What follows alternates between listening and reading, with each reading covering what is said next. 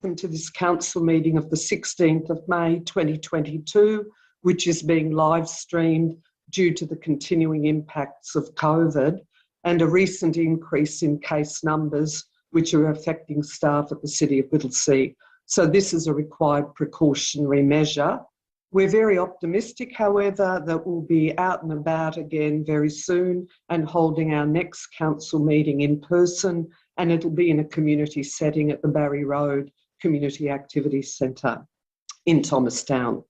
I'm Lydia Wilson, Chair of the Panel of Administrators at the City of Whittlesea, and I'd also like to introduce to you my panel colleagues.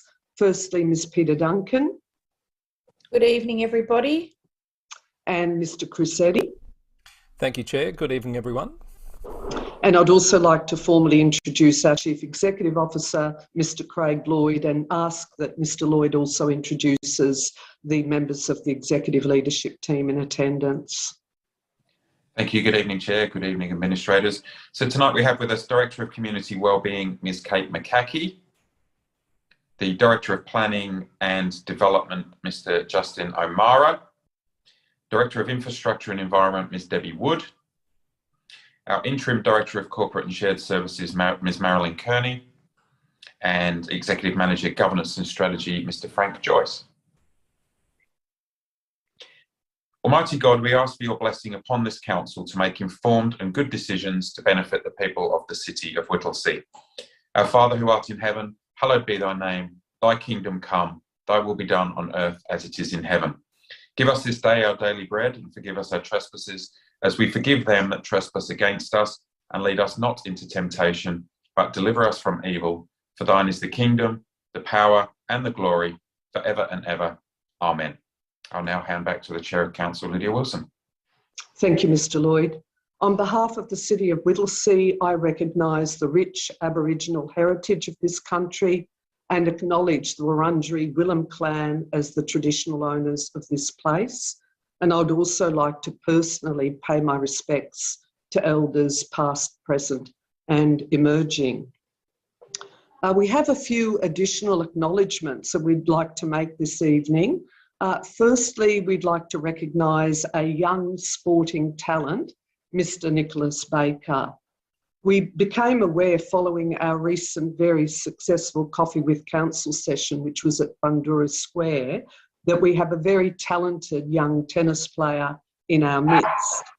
So on behalf of all of us here at the City of Whittlesea, I'm delighted to extend our congratulations to our up-and-coming local tennis star, Nicholas Baker, on his recent success at the national titles in Canberra. Unbelievably, Nicholas won the 12 and under boys national singles and doubles, which incredibly places him as the #1 ranked player in Australia for his age group. He's also been named in the Australian team to tour in Europe in June. Nicholas lives in Bundoora, and he, along with his whole family, are members of the Norris Bank Tennis Club, which has been obviously an integral part of his growth and his training and success. As everyone would appreciate, success like he has achieved requires a lot of hard work and hours of practice and training. So we would all really like to commend the incredible dedication and commitment at such a young age, and also to commend Nicholas's family and the club for everything that they've done to support this young man. We'll be keeping a very close eye on Nicholas's career, and we wish him every success in Europe. So congratulations again, Nicholas.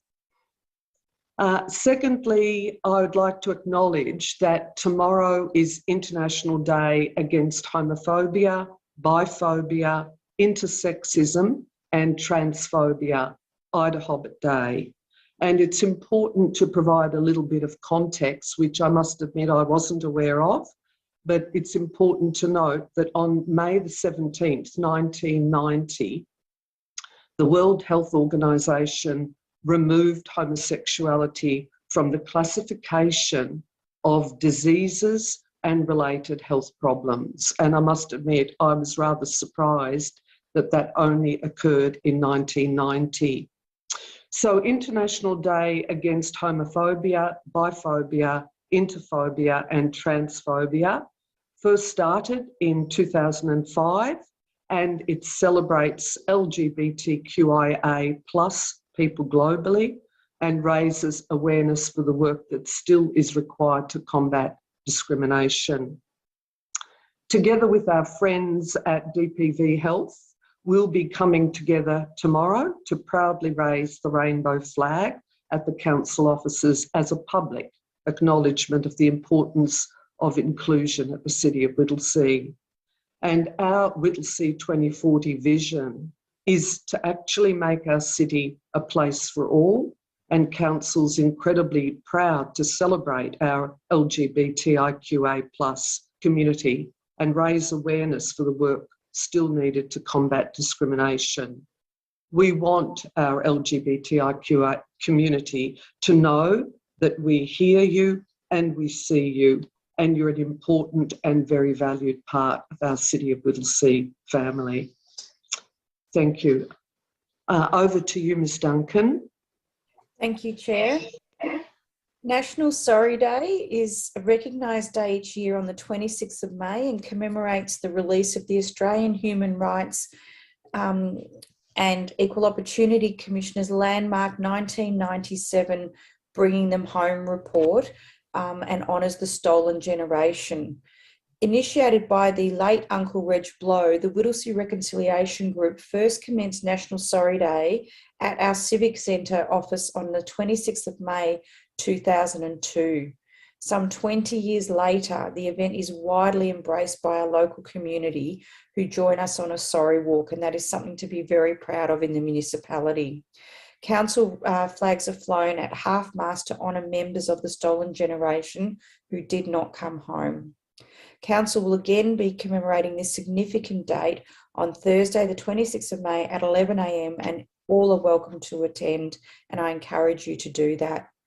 Sorry Day falls on the eve of Reconciliation Week, which runs from the 27th of May until the 3rd of June. The 2022 theme is Be Brave, Make Change. Through initiatives such as the Aboriginal Gathering Place, the City of Whittlesea hopes to foster change that's positive for reconciliation with First Nations on this land. So we really hope to see all of you there on the 26th of May. Thank you, Chair. Thank you, Ms. Duncan. And Mr. Eddy, I believe you have one final acknowledgement this evening. Thank you, Chair. Yes, it's my pleasure to mention a recognition event that was held last week by the Department of Health, and it was about acknowledging the role of bicultural workers in the pandemic response over the past couple of years. And as many people watching this would be aware, the City of Whittlesea is one of the most culturally diverse municipalities around. We've got more than 44% of our residents who speak a language other than English at home, for example. And it was through the tremendous efforts and the hard work of our bicultural workers that we were able to reach so many more people with those vitally important messages around vaccination and staying COVID safe, and getting those messages out in a way that is culturally appropriate. And of course, this work still goes on. So we want to take that opportunity to thank and acknowledge our bicultural workers for their role in keeping the community safe. And I'm sure they'll continue to do so as needs require. Thank you, Chair. Thank you, Mr. Eddy. I note that all administrators are present.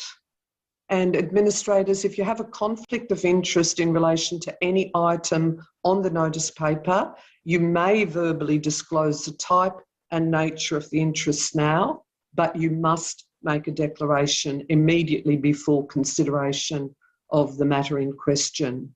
Are there any items for which you have a conflict of interest to declare? Nothing from me, Chair. Nothing from me either, Chair. Thank you, and I also have no conflict of interest to declare. I seek a motion to confirm the minutes of the following preceding meeting, which is the scheduled meeting of Council held on the 11th of April 2022. Could I have a mover? Thank you, Mr. Eddy. And a seconder? Yes, Chair. Thank you, Ms Duncan. I'll now put the matter to a vote. All those in favour? The motion is carried. I note that we've got no public questions received for the council meeting this evening. That's correct, Mr Lloyd? That's correct, Chair. Thank you, Mr Lloyd. I also note that we've got no petitions or joint letters received for this council meeting. That's correct, Chair. Thank you, Mr Lloyd. So on that note, administrators will be now working through the agenda, and the first item on the agenda is item 5.1.1, which is 2021-106, Redleap Recreation Reserve Stage 2 Play Space Redevelopment Tender Evaluation. And if I could ask Ms Debbie Wood, who's the Director of Infrastructure and Environment, to introduce this item. Thank you, Ms Wood. Thank you, Chair. As you said, this is about the playground upgrade at Redleap Reserve, and I am going to just pass over to Adrian Napoleoni, our Unit Manager of Parks Development, just to run through the report. Thanks, Chair. Thank you. Welcome, Mr Napoleoni. Good evening, everyone. Redleap Recreation Reserve is one of Mill Park's most popular outdoor spaces, located just east of the Stable Shopping Centre. Council originally awarded contract 2021-106 to Terraform Civil at the Ordinary Council meeting on 31st of January 2022. However, subsequent to that award, Terraform Civil advised that due to unforeseen issues, they would need to withdraw their tender. So this is a re-award of the contract. So the award of this contract will see the next phase of the Redleap Recreation Reserve Master Plan being delivered, with the redevelopment of the playground and social gathering spaces to the south of the reserve. And this includes refurbishment of the existing large shelter, a new shelter with picnic settings, public furniture and barbecues, a 25-metre long flying fox, a half-court basketball and netball ring, swing sets including large basket swing, multiple slides, nature play elements, an accessible spinning carousel, and enhanced protection and preservation of the reserve's very iconic river red gums. The project has been successful in receiving $525,000 funding through the state government's Growing Suburbs Fund program, and the construction works are scheduled to commence in July this year, with a completion date earmarked for early November 2022. Thank you. Thank you, Mr Napoleoni. I wonder whether I could start the process going in relation to a question, and Ms Duncan, you can determine whether you wish to respond or for Mr Napoleoni. Mr Napoleoni actually referred to the $525,000 grant that we've received from the state government's Growing Suburbs Fund, and my question actually relates to that grant. Do we anticipate that there's any issues in relation to our acquittal requirements given the anticipated 5-month delay in this project for obvious reasons? Thanks, Chair. I can answer that. No, we can confirm that our funding partners have already approved the extension of the funding, and it now aligns with the new proposed timelines for construction. Excellent to hear. Thank you, Ms Wood. Ms Duncan or Mr Eddy, any further questions in relation to this item? Mr Eddy? Thank you, Chair. I was pleased to be present at Redleap Reserve at the adjacent Peter Hopper Lake, I should say, just a couple of days ago when we received the terrific news from local member Andrew Giles of a Labor Party commitment of $2 million for the work that needs to be done on that lake. And I note the report talks about environmental considerations and the need to improve water quality and treatment there. It says the redevelopment is consistent with that. I just wonder whether Ms Wood or Mr Napoleoni are able to say a little bit more about how those two projects, assuming they're both happening soon, would happen in tandem. Yeah, thanks, Administrator Eddy, and I'll answer any if Mr Napoleoni has anything to add, I'll allow him to add. But those projects will certainly connect to each other, and we'll make sure that they work well together when they're undertaken. I think that probably the playground will commence first, and then the works on the lake will happen after that. But they will certainly be works that complement each other, and we will make sure that that design works around each other.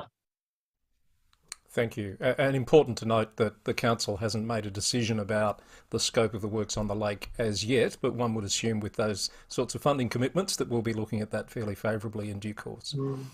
Thank you, Ms. Wood. Yeah, and once we know what those scopes are, we will bring to council, and we're always grateful for those announcements of funding to help us do this work. Indeed. Thank you, Mr. Eddy. Any further questions? No, Chair. So do I then have a mover for the officer recommendation for item 5.1.1? So moved. Thank you, Mr. Eddy. And a seconder? I'm happy to second this one, Chair. Thank you, Ms. Duncan. Would the mover like to speak to the item? I will just briefly, Madam Chair, as has been mentioned, we've been here before, we've awarded a contract before. Unfortunately, that wasn't able to proceed. So let's go for take two on stage 2, place-based redevelopment at Red Leap Recreation Reserve. Important to note, as it says in the report, that we are still able to deliver the project within budget, but of course timeframes have been impacted and need to be extended. I would like to note the strong link to the environmental considerations here in terms of improving and managing that significant red gum tree population, the water quality and treatment investigations going on at the adjacent Peter Hopper Lake, and to say very much a big thank you to local member Andrew Giles for the commitment of the $2 million that he made the other day.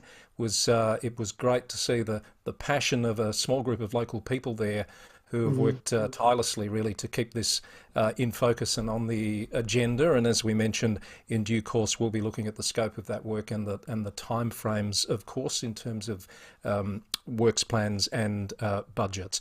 But overall, an exciting project for that community. I was actually there while the play space was in pretty heavy use, I've got to say. There were at least 4 or 5 family groups enjoying that playground, so I'm sure they'll be very excited to see what the redeveloped space looks like in due course, and happy to move. Thank you, Chair. Thank you, Mr. Eddy. Would the seconder, Ms. Duncan, would you like to speak to the item?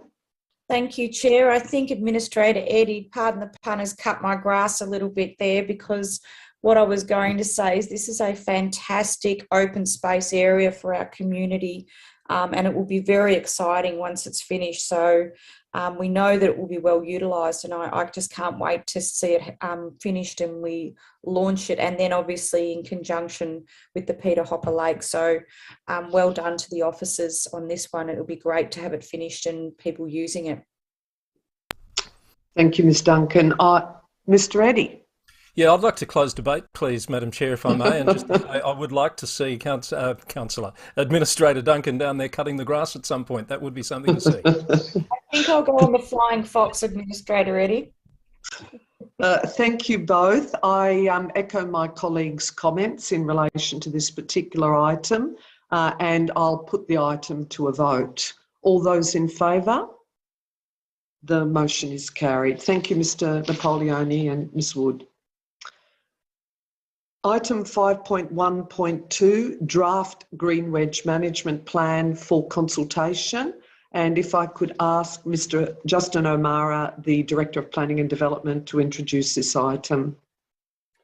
Thank you, Chair. And I'd like to introduce Strategic Planner Jane Maynard, who's currently on the screen, who'll provide us with a brief overview of the report and officer recommendation.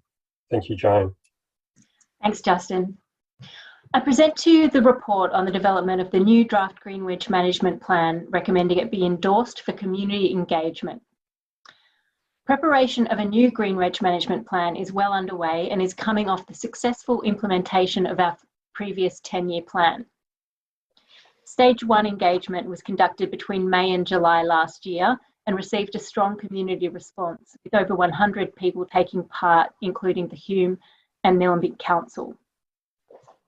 Opportunities for greater regional cooperation with Hume and Nillumbik will be explored in the management of the Greenwich and in promoting agriculture and local tourism. Traditional owners will also be providing input as part of this process to inform the development of the plan and its implementation. The Stage 1 feedback has informed the development of the draft vision, objectives and strategic directions, which are aligned with Whittlesea 2040 goals. The new plan reaffirms communities' priority for protecting the environment and rural landscape character. It emphasises the importance of managing soil health.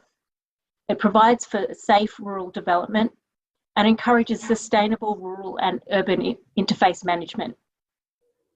The new plan also envisages a stronger and more balanced role for Whittlesea's Green Wedge in supporting a strong local economy through local food production and the visitor economy.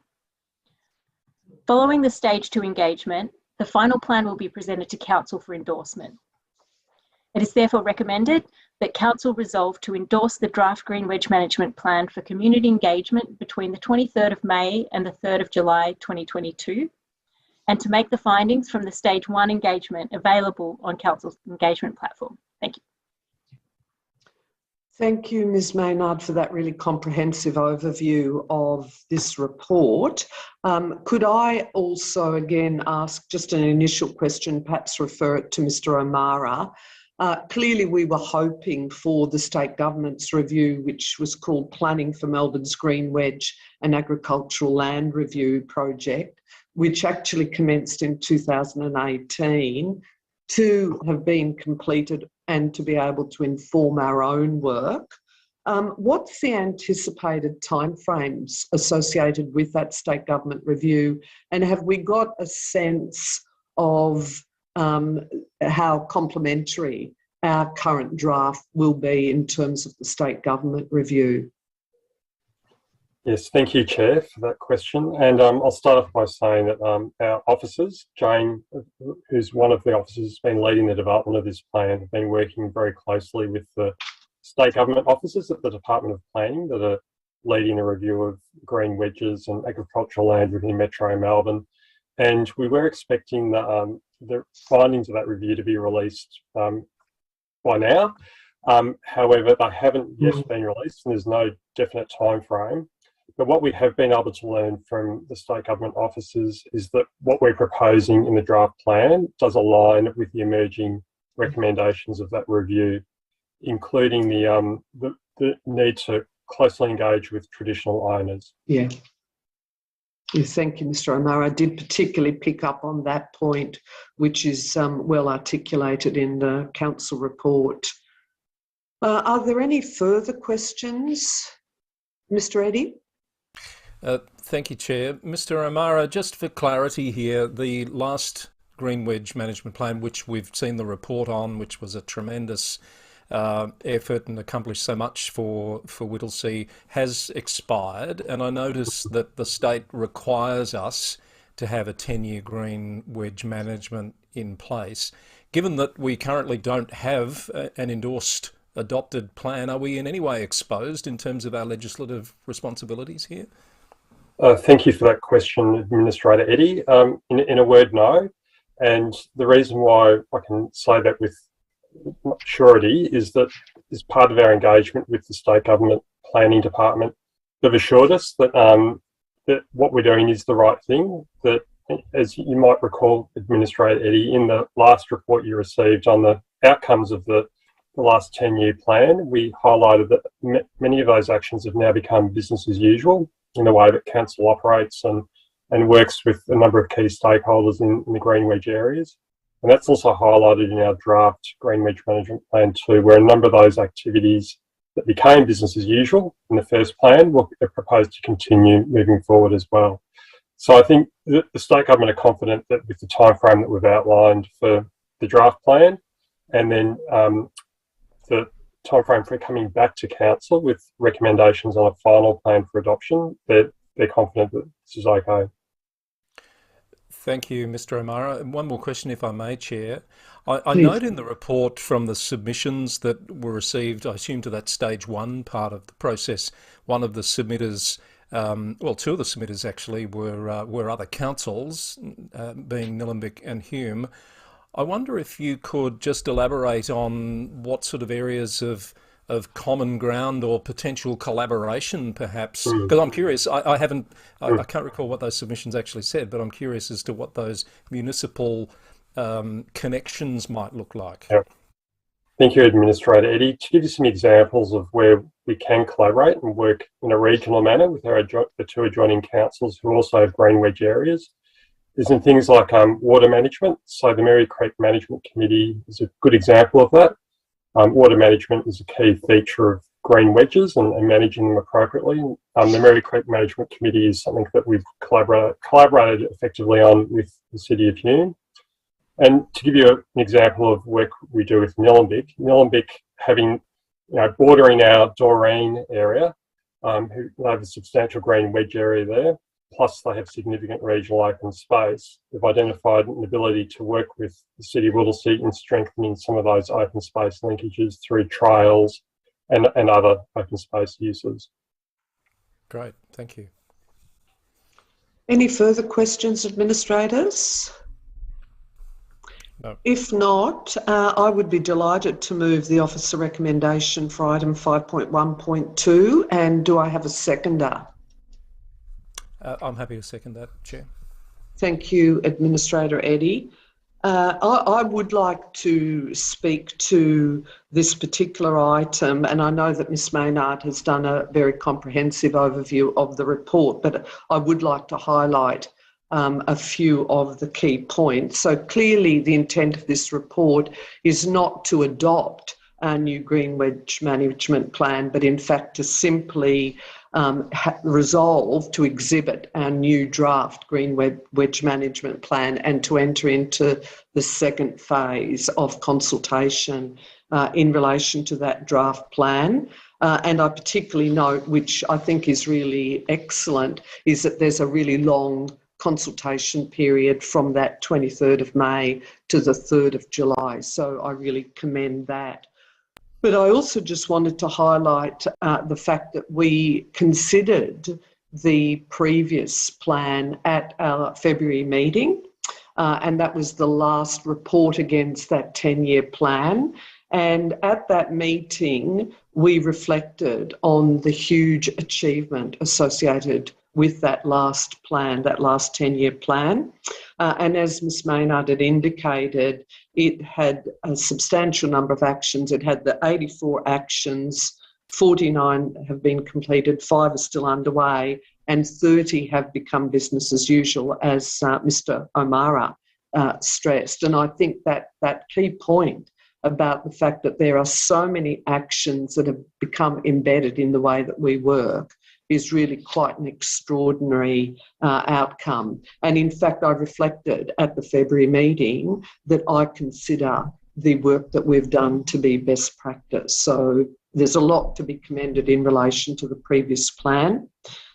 So clearly, we've considered the feedback that has come in from the community for the phase 1 of our consultation to get to the current point. And again, we're wanting to really check in to see whether we have properly encapsulated all of the sentiment from our community about the value and importance of the green wedge in the current draft plan. So just in concluding, I want to say sincere congratulations to our staff. And Mr O'Mara, if you could pass the congratulations on, and to yourself and to Jane for your leadership. And in fact, it is a cross-organisational commitment. So there's many staff across the organisation who have fed into the development of the current draft, and also for the excellent on-the-ground outcomes that have been achieved over the past 10 years.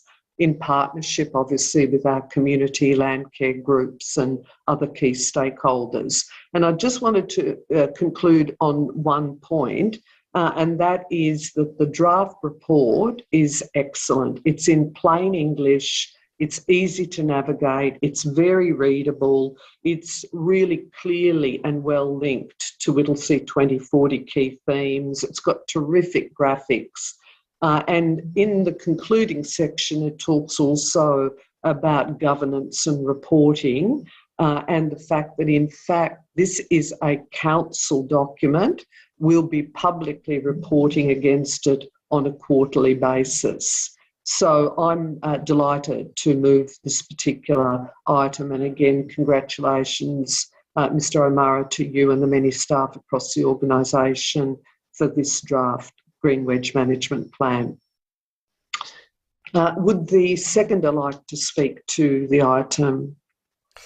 Yes, thank you, Chair. I support all those comments that you've made, and I agree that I think it is best practice leading edge work, particularly the lessons learned through the last plan, which are being adopted into this new draft plan. I was quite surprised the first time I heard that more than 60% of our municipality is Green Wedge.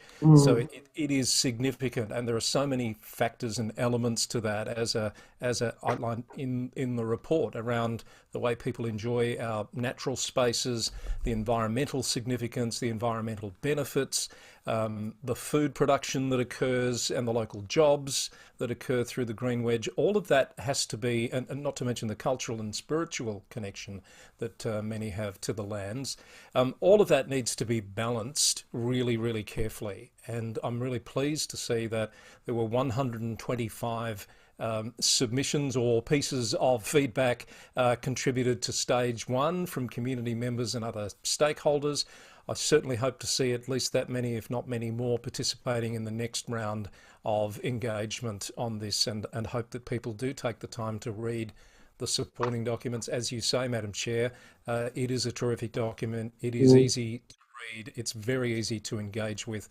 Please take the time to have a look and share your thoughts with us so we can make sure that we get the absolute best Green Wedge Management Plan at the end of this process to go forward for, let's face it, a 10-year period, which is a significant period of time. Thank you, Chair. Thank you, Mr Eddy. Any further comments, Ms Duncan? No, thanks, Chair. I concur with everything that you and Administrator Eddy have said. Thank you. I'll now put the item to a vote. All those in favour? The motion is carried. Thank you. Thanks, Ms Maynard. Item 5.1.3, Epping Renewal Site Development. And again, if I could ask our Director of Planning and Development, Mr O'Mara, to introduce this item.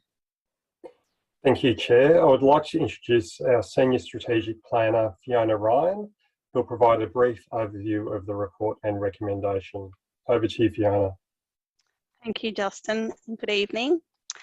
The purpose of this report is to consider submissions to the exhibition of the Epping Renewal Site Development Plan, affecting land at 215, 315W and 325C Cooper Street, Epping, which is approximately 50 hectares in area.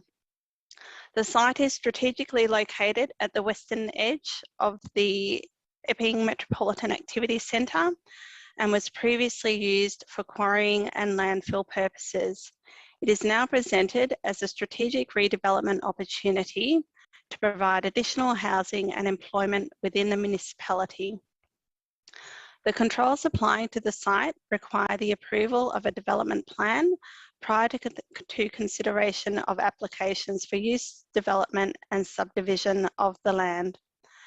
The development plan prepared by the proponent was placed on non-statutory exhibition for 4 weeks between October and November 2021, with 10 submissions received in response to the proposal.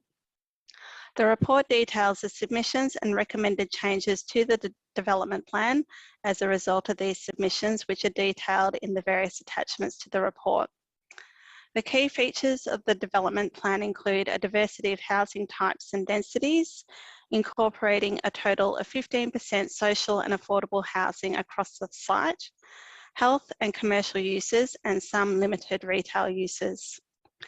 It will deliver multiple open spaces, including a civic square, and will also support the rehabilitation of the Eggers Creek Conservation Corridor, which traverses the site from north to south, and supports a regionally significant population of growling grass frogs, which currently inhabit parts of the site.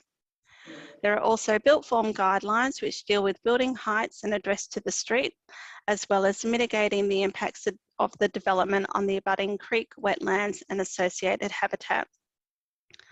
Many of the issues raised as a result of the submissions relate to the impact of the proposal on the growling grass frog and related impacts on the wetland and surrounding habitat, buffers to the wetlands and also to Edgar's Creek, and drainage and stormwater management issues.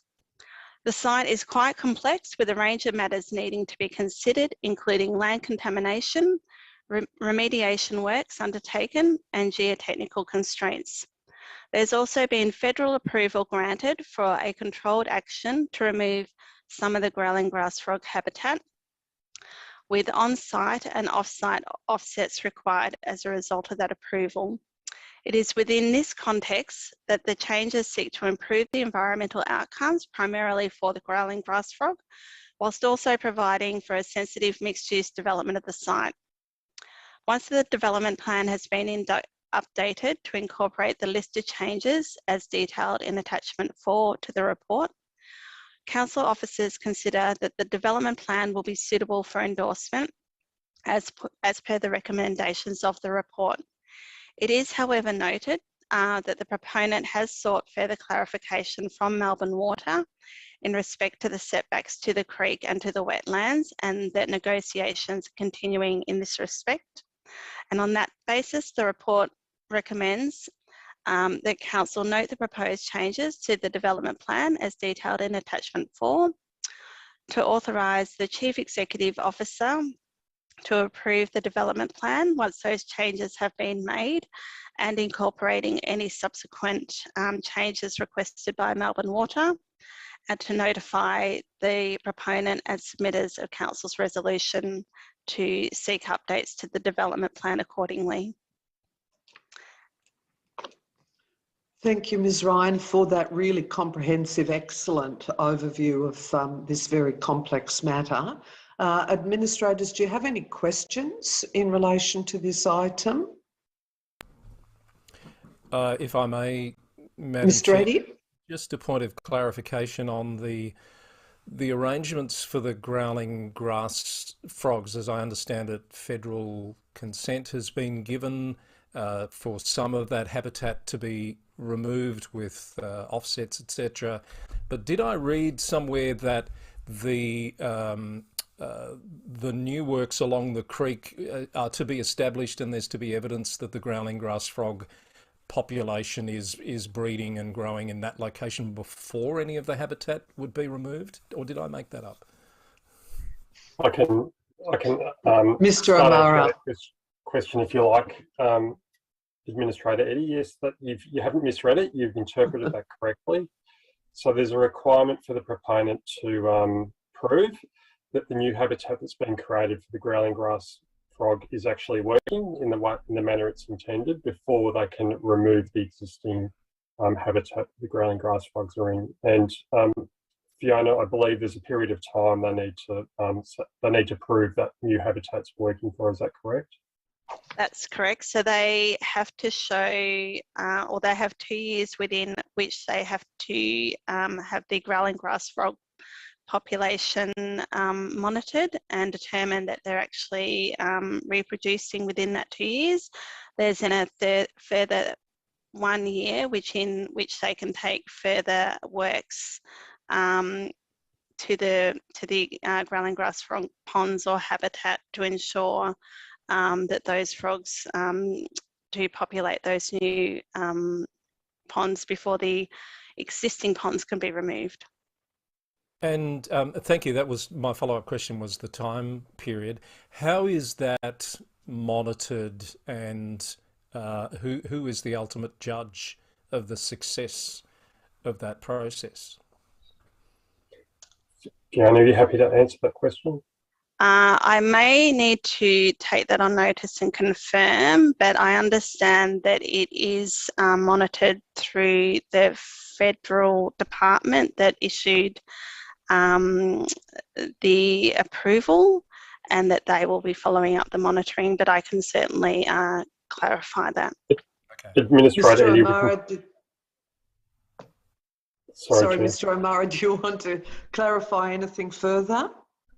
Yes, we'll definitely take that question on notice and provide a response back in writing. I believe the State Government Environment Department may also have a role in working with the Federal Environment Department as part of that monitoring, but we'll confirm and respond. Thank you. And in relation, if I may, Chair, in relation to the golden sun moth habitat, we've got permission to remove all of that habitat, as I understand. From that, am I to infer that it is not at the same levels of being endangered as the growling grass frogs? Is that correct? Fiona, would you like to answer that question? That one. I will have to again confirm that, but there is an offsite offset being provided for the golden sun moth, because there was only a very small amount of habitat actually on the site. But again, I will confirm. Mr. O'Mara? Yeah.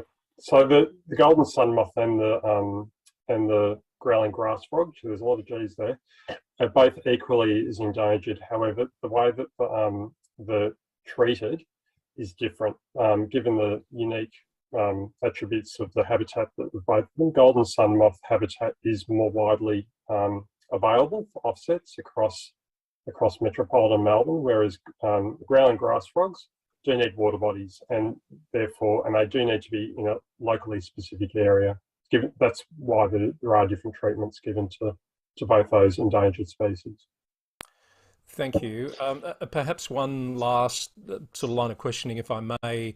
I note there have been a number of changes proposed to the plan as a result of submissions. It sounds to me like those negotiations are still occurring, but there's a level of confidence that you're going to be able to reach the outcome desired, hence you made the recommendation to us tonight. I'd just like to hear a bit more about that. Yes, thank you, Administrator Eddie. Yes, we officers are definitely confident we've been able to resolve those issues. In fact, Melbourne Water are actively engaged, even as late as today, in working through those solutions. So we're very confident that these will be worked through. And as Fiona highlighted, this is probably the most complex development site that the City of Whittlesea has ever had to consider. And we're hopeful that those current discussions with Melbourne Water will reach a positive conclusion, and ultimately this will be of great benefit to the local community, given its location right in the heart of our only metropolitan activity centre in the municipality. Thank you. Thank you, Mr. O'Mara. Any further questions, administrators? Chair, could I please just ask Mr. O'Mara a question? And I know it's in here somewhere because it's such a complex site. When do we think that stage 1 will be completed by, with the housing, which is going first? When do we think that will be done? Because I think that's important for the community. Thank you, Administrator Duncan. I believe it's on track to be finished this calendar year. It's definitely well under construction now. Anyone driving down Cooper Street would see the cranes, and there's a lot of work going on. And they've also commenced construction of the private hospital as the next stage on from the housing as well. So there's 2 significant building structures underway at the moment. Great, thank you. Thank you, Mr. O'Mara. If there's no further questions, do I have a mover for the officer recommendation for item 5.1.3? I'm happy to move this one, Chair. Thank you, Administrator Duncan, and I see Mr. Eddy is happy to second it.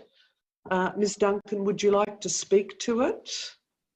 Just briefly, Chair, to say that this is obviously a large development in Epping Precinct, and a renewal of a site, and I think that once we get to the end of the whole development, it will be a fantastic precinct for our community, and particularly in that sort of Epping Central's role as a health hub, not just for our residents within the municipality, but for people coming from that side of town. And I think the diversity of the housing estate, because there will be 2,500 different types of homes on that estate, I think is a great addition to our municipality. And not only that, the sort of opportunity for employment, close to home employment, but also a new hospital and those sorts of things, I think is a wonderful development. So well done to everybody involved. Thank you, Ms Duncan. Mr Eddy? Yes, thank you, Chair. I agree with Administrator Duncan. I think this just about it does my head in how complex this issue is. My hat goes off, if I was wearing one, to the officers who've obviously been working for a long time on these issues. Yes, we need the housing, we need the employment generating uses that this site will deliver. We have to balance that with all of those sensitivities, some of which we've talked about, the historical use of the site, the environmental issues.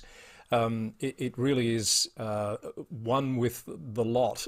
One thing that we haven't mentioned is the proximity of this to the proposed Wollert rail line extension, and I think it's probably an opportune time to just underscore how important that is and how much needed that is going to be as we see these sorts of developments happening with the extraordinary growth that we're experiencing in the city of Whittlesea. But I think we've explored this enough. Madam Chair, happy to support this recommendation. Thank you, Mr Eddy. And again, I concur with the comments that both you and Ms Duncan made, and also the thrust of the questions that you asked. So I'll put the item to a vote. All those in favour? The motion is carried. Thank you, Ms Ryan. Item 5.1.4, 31 to 33 Westall Street, Thomastown. And again, if I could ask our Director of Planning and Environment, Mr Justin O'Mara, to introduce this item. Thank you, Chair. And I'm going to introduce our Principal Planner, Murray Ness, to provide a brief overview of the report and officer recommendation. And Murray, you will need to turn your camera on, please. Yes, no. Got that. There you go. Thank you. Yeah, thank you, Mr. O'Mara, and good evening, administrators. Good evening. This item relates to a planning permit application for 6 dwellings on a site that comprises 2 residential lots. Each lot currently contains a single house, which would be removed, and the proposed dwellings are each 2-storey in form, and there's 3 either side of a central driveway. The application was advertised and a number of objections were received. The issues raised are noted and reviewed and discussed in the report. Under the council's housing and diversity strategy, the area is in what's called a neighbourhood interface change area, which recognises areas convenient to public transport and activity centres, and similarly, for that reason, considered as suitable for townhouses and multi-dwelling development. This development is consistent with other housing development in this location, and that existing development includes numerous 3-dwelling developments on single sites, noting that this is 6 on a double site, and also includes a mix of single-storey and 2-storey housing forms. Overall, the development is assessed as being consistent with planning policies and controls, including the housing diversity strategy, as well as Res Code, subject to some minor modifications or alterations to the design and layout, which would improve the consistency and compliance with Res Code.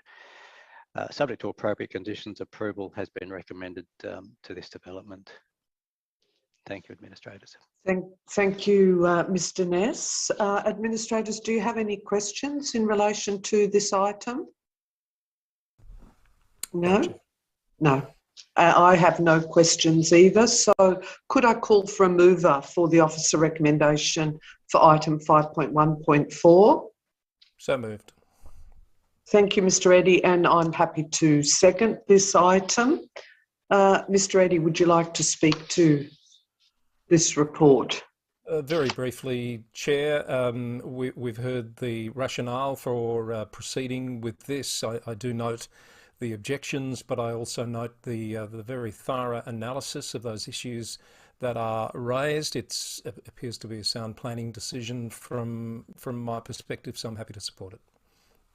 Thank you, Mr. Eddy, and I concur with that view as well. I know that there were some minor inaccuracies or required clarifications in the plans which needed to be addressed, but I think the report clearly outlines, and there's the table on pages 70 to 78, over 8 pages, which really clearly confirm the fact that the application complies in very significant measure to our planning policies, and particularly in relation to the requirements and objectives of Clause 55 of the Whittlesea Planning Scheme.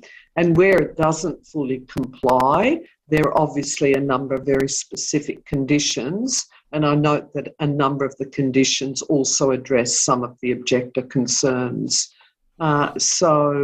I'm also happy to second the officer recommendation.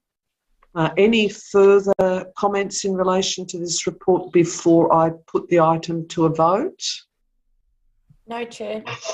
So I will now put the item to a vote. All those in favour?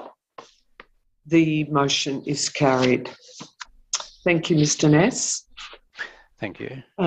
If we move to item 5.1.5, Palm Street tree removal and replacement petition, and if I could call again on Ms. Debbie Wood, who is our Director of Infrastructure and Environment, to introduce this item. Thanks, Chair. A very important item again around our trees in our municipality, and I'm just going to hand over to Mr. Mark Corrier, our Unit Manager of Parks and City Forest, just to give you a brief overview of the report. Thank you, Ms. Wood. Welcome, Mr. Corrier. Thank you, and good evening, administrators. Just by way of background, as part of Council's Street Tree Renewal program, residents in Palm Street, Thomastown were advised of a project to plant new trees in vacant spots in the nature strips, as well as remove all poor performing trees by June next month. An input was sought from residents as to the choice of new tree species, and the feedback was strongly in favour of planting some new ornamental pear trees. But there were 6 larger mature prickly paperbark trees along that street, and Council's arborists deemed 5 of those trees to be healthy, except for one which was situated directly under power lines, and this one tree was planned for removal and replacement as part of this project.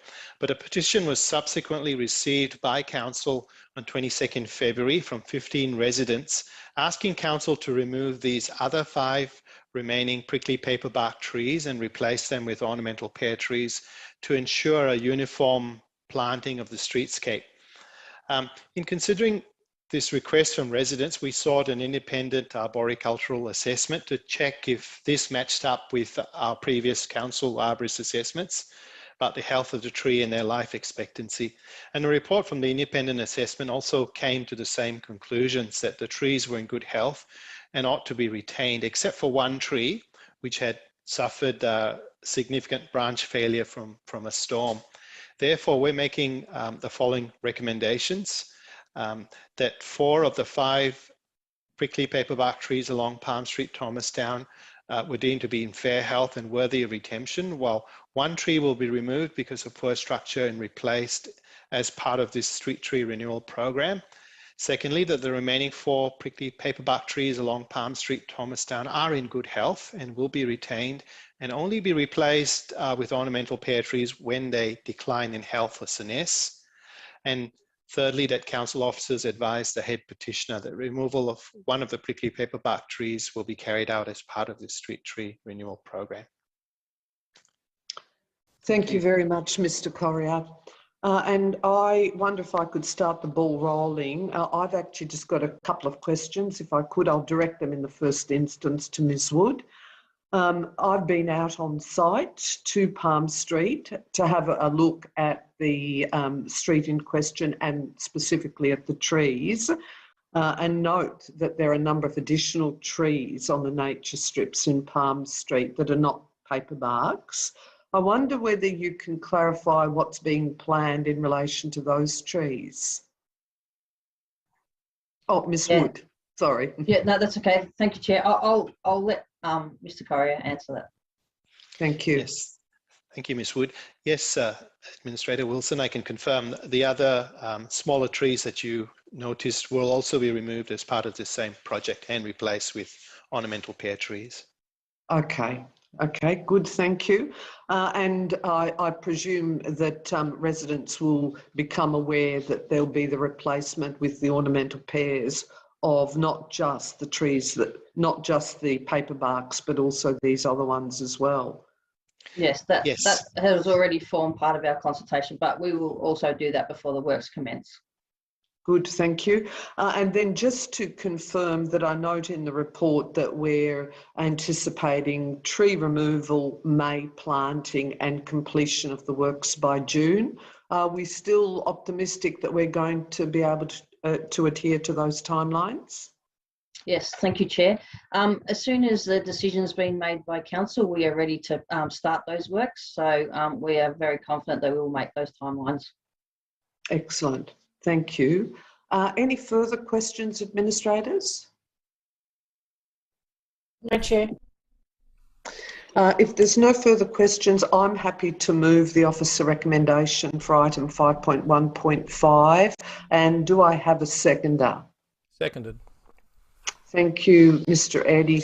I do want to make a couple of comments about this particular item, and I certainly feel that it's been very beneficial for me to go out on site and view the street trees in question.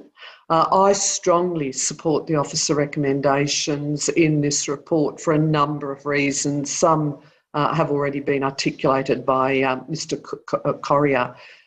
We've adopted already the Greening Whittlesea strategy, and we also have our street tree management plan, and it's really clear that we have to increase, not decrease, our canopy cover in the context of obvious climate concerns.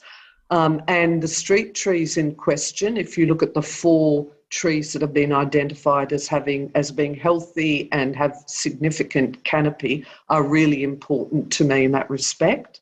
I think that officers have made the really good point within the report that it'll take a number of years for the ornamental pears to reach maturity and to have that canopy. And I also really commend the fact that we, irrespective of our own technical advice, still went out and commissioned the independent arborist advice as well to verify the health or otherwise of the paper barks. And so I note in conclusion the point that Mr. Correa made, that when the paper barks in fact also reach their useful life, they will in turn be replaced by the ornamental pears. So I strongly support the officer recommendations in relation to this item. Thank you. Would the seconder like to speak to the report? Yes, please, Madam Chair. I too have been down to Palm Street to have a look at these trees to understand what we were dealing with here. Can I firstly just thank and congratulate the 15 residents for engaging in the process, the municipal and democratic process. That is never to be discounted. However, they do use our street management plan to make an argument for why these trees could come out. And it's a bit selective, to be frank, because it also ignores the fact that our plans and our policies would only allow the removal of healthy trees as a last resort. And I think the point that you made, Madam Chair, is we need more trees. We can't afford to be removing trees without very good reason. So I'm very pleased that the officers have done such a thorough assessment with the support of arborist assessment on this. I'm also very pleased, may I say, that we've been able to use the word senesce in a council recommendation, about to be a resolution, I assume, because you don't hear that one every day, which simply means to deteriorate with age, for those who don't know what I'm talking about. So thank you for that. I'm happy to support the recommendation. Thank you, Mr. Eddy. Any further comments, Ms. Duncan? I'll now put the item to a vote. All those in favour? The motion is carried. Thank you. Thank you, Mr. Correa. Item 5.1.6, Huskerson Reserve Master Plan implementation. And if I could now call on our Director of Community Wellbeing, Ms. Kate McCackey, to introduce this item. Thank you, Chair. It's my great pleasure to introduce Anthony Trail, Manager of Active and Creative Communities, to present this report. Thank you, Mr. Trail. Thank you, Chair. Council adopted the Huskerson Master Plan in 2019. This report before Council proposes progressing two key high action priority actions in that master plan. Action number 16, the upgrade of tennis facilities and a consolidated reserve pavilion. And action number 18, the upgrade of existing car park adjacent to the Jacaranda Kindergarten. I'd like to highlight the diverse and inclusive membership and valuable programs the West Laylaw Tennis Club based at this site provide our community, documented in the report, and acknowledge their $50,000 contribution towards the delivery of action 16. Administrators, please note that the officer recommendation has been altered from the recommendation included within the published council meeting papers. The replacement officer recommendation on your screen loaded now has made the following technical adjustments just to better reflect the proposed recommendation before council tonight. Proposed action number 1, clearly articulating that option 2 of this report is what is recommended for action items number 16, 18.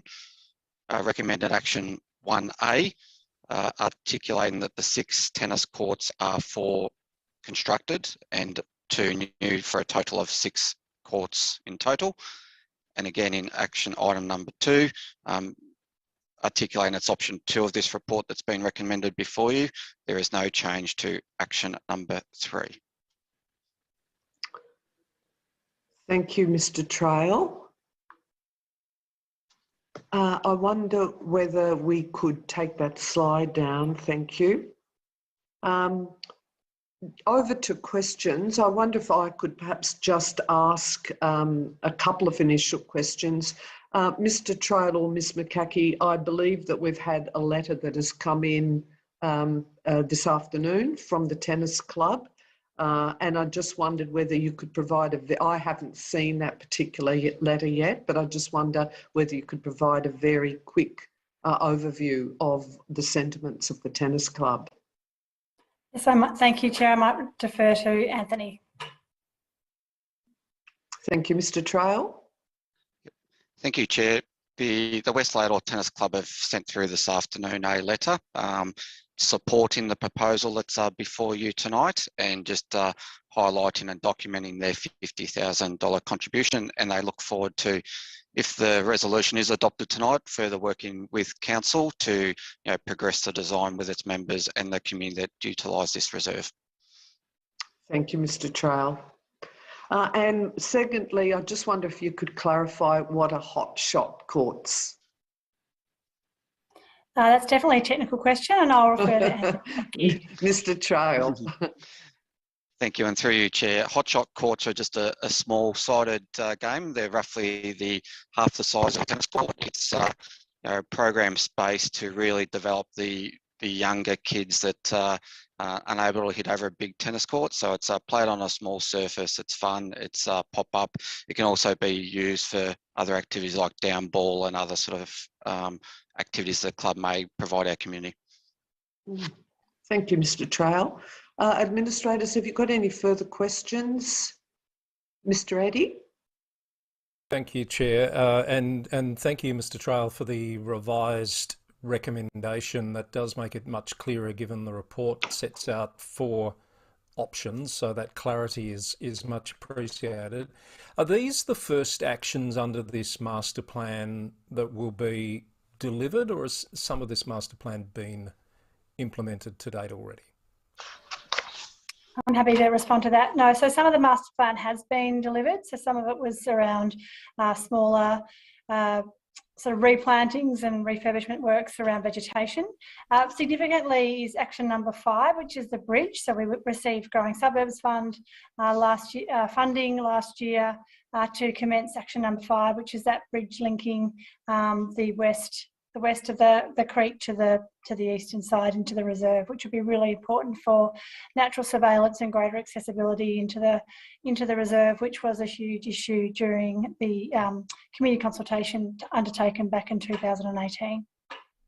And I've been to have a look at this reserve, and I think those works might be just starting or just happening at the moment. Is that correct? That's correct. Yes, I did. Now that you mention it, I noticed that activity. If these actions 16 and 18 are implemented, how much of the master plan will be left then to yet be implemented? Yeah, so we'll definitely be getting through a lot of the master plan talks about high, medium and low priority actions, and we'll certainly have made a very significant dent on the high priority actions. Obviously a significant part of the master plan implementation was around the subdivision of some of the open space land for residential, but that's a whole other consultation exercise in and of itself, although that was consulted on as part of the master plan process. But that's probably the next high priority action to be undertaken, and we'll certainly enter that very carefully and slowly to make sure that we get the optimal outcome. Okay, thank you. So no doubt more reports to come on those. Absolutely, yeah. In terms of the 6 courts, 4 reconstructed and plus new, I'm just curious as to what is the surface of the courts that we put in a circumstance like this? Might defer to Anthony, thank you. Mr. Trail. Thank you for the question, Administrator Eddy, and through you, Chair. The courts will be further defined, but the current courts is a red porous, which are commonly known as a non-to-cast surface, but predominantly we're looking to put synthetic, and there is a synthetic-based clay type surface, which is the club preference for the priority of their courts, but we'll work through with them. Because they do run a lot of accessibility programs, we may look at other surfaces like a hardcore that may be more receptible for people in wheelchairs or other sort of forms of disability. So we'll work through the club and personalise that to their membership, but the current preference is synthetic courts at that site. That makes sense. Thank you, Mr. Trail. I was really just curious to know whether we were developing future French Open, Australian Open or Wimbledon championships, depending on the surface. You don't need to answer. Thank you, Madam Chair. Any further questions, administrators? If not, do I have a mover for the officer recommendation for item 5.1.6? I'm very pleased to move that, Madam Chair. Thank you, Mr. Eddy. I'm very happy to second the amended officer recommendations. Mr. Eddy. Yes, thank you, Chair. As you say, the revised recommendation, which provides some more clarity on the option that we are resolving on, which is option 2 of the 4 options in the business case that has been prepared and presented to us this evening, which includes the 4 reconstructed and 2 new tennis courts, which may develop a French Open, a Wimbledon or an Australian Open future champion. That is yet to be determined. This is a significant part of, as we've heard from the answers this evening, the implementation of this master plan. We're looking at almost $10 million to be invested into the Laylaw and the local sporting community. So it's a significant decision and a great development that I'm really looking forward to see take shape. I did, as I mentioned, go down just the other day to have a look at the reserve, and to be frank, it's looking a little bit unloved. I think this, with the courts, with the new pavilion, it's really going to make this another sparkling jewel, I think, in the City of Whittlesea's sporting infrastructure gallery, and we're looking forward to the community hopefully embracing and making the most of that once it's up and running. So happy to move. Thank you. Thank you, Mr. Eddy, and you stole a couple of the comments that I wanted to make as well. I also went out on site, and again, it was very beneficial to do that, to see the reserve, and I can certainly appreciate the reason and the importance to why it really needs upgrading. For me, it also looked very tired and definitely in need of redevelopment, and what was clear to me more than anything was that there are some real issues associated with both vehicular and pedestrian access to the reserve and the linkages, and also safety and security on at the site. So I really support the proposed option 2 proposal and the alternative officer recommendation. It's a significant injection of funds, a $9.8 million redevelopment that will significantly upgrade facilities at the reserve, the car park, the pedestrian links, and also the courts. And it's really fantastic to have that contribution that has been committed from the tennis club. So all round, it's a very exciting project, and thank you for all your efforts and partnership with the key users at the reserve. Any further comments before I put the item to the vote? No? So I'll put the item to a vote. All those in favour? The motion is carried. Item 5.2.1, planning application. Excuse the background noise. Planning application 40, 60, 90 and 100 Bints Road, Wollert. And again, if I could ask Mr. O'Mara to introduce this particular item. Thank you, Chair. I would like to introduce our Senior Growth Area Planner, Owen Ryan, who will provide a brief overview of the report and officer recommendation. Over to you, Owen. Thank you. The application is for a multi-lot residential subdivision at a site in the Quarry Hills precinct structure plan area. The site is also covered by two separate heritage overlays, which includes two 1880s stone dwellings with various modifications, various outbuildings, stone tracks, dry stone walls and other features, some of which may predate the dwellings. The application seeks to remove some of the lesser and more recent outbuildings and features, as well as the overall residential subdivision of the site. The application is considered to generally accord with the Quarry Hills Precinct Structure Plan, which underwent public consultation and review before being gazetted in October 2016. The application's challenge has been to balance the Precinct Structure Plan's competing expectations with other parts of the Whittlesea planning scheme, such as the heritage overlay and the dry stone wall policy. Some matters and competing policies were in a sense tested when a previous iteration of this subdivision was considered by the Victorian Civil and Administrative Tribunal in 2020. From the VCAT decision, both council officers and the applicant used VCAT's detailed comments on each of these elements of contention to guide the subsequent improvements. So what you see is a version where the applicant has made substantial changes from the 2020 version. And through this process, they've addressed matters such as slope, retention of dry stone wall and historically valuable structures. The proposal before you is therefore considered to strike a balance between the competing objectives for the land. Thank you. Thank you, Mr. Ryan. Administrators, any questions in relation to this item? No? Chair, I've just got one question. How does this interface with the Quarry Hills Regional Park? Mr. O'Mara, would you like to respond to that, or? Thank you, Chair. I can respond to that, and thank you, Administrator Duncan. So, consistent with the overall Quarry Hills Precinct Structure Plan, there's a requirement for the subdivision to have a road interface with the new Quarry Hills Regional Parkland to provide for an appropriate buffer, but also appropriate fire access as well. One of the many competing interests of unique factors in this precinct, in the Bints Road precinct, is fire protection, as well as a lot of the heritage elements that Owen referred to before. Thank you, Mr. O'Mara. That's all, Chair. Thank you. I presume there are no further questions. So could I have a mover for the officer recommendation for item 5.2.1? I'm happy to move this, Chair. Thank you, Administrator Duncan. And a seconder? Seconded. Thank you, Mr. Eddy.